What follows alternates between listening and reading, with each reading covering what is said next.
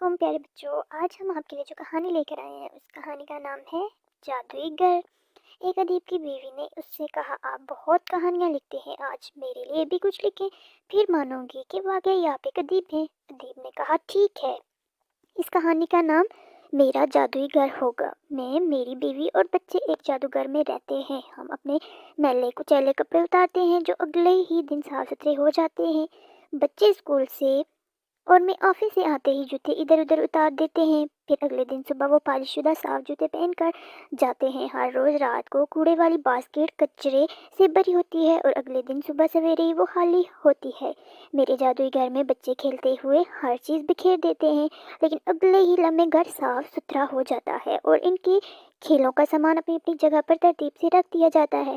ہر روز میرے جادوئی گھر میں میرے بچے اور میری پسند کے مختلف کھانے بنتے ہیں۔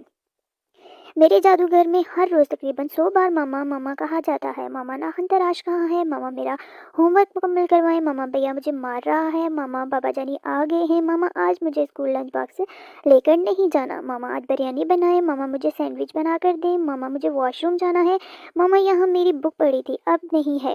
رات سونے سے پہلے آخری لفظ ماما اور صبح اٹھتے ہی پہلا لفظ ماما میرے جادوئی گھر میں سننے کو ملتا ہے۔ کوئی اس جادوئی گھر کی طرف کبھی متوجہ نہیں ہوا ہوگا، حالانکہ ایسا گھر بیشتر لوگوں کے پاس ہے، مگر کسی نے اس گھر کے جادوگر کا شکریہ ادا کیا ہوگا۔ ان جادوئی گھروں کا جادوگر کوئی اور نہیں بلکہ ہر سمجھدار خاتون ہے جو اپنے اپنے گھروں میں ایسے جادو کرتی ہیں۔ اللہ سلامت رکھے ہر اس ماں کو جن کے صبر اور نہ ختم ہونے والے کاموں کی وجہ سے ہر گھر میں رونق ہے۔ یہ تو بچوں کیسی لگی کہانی؟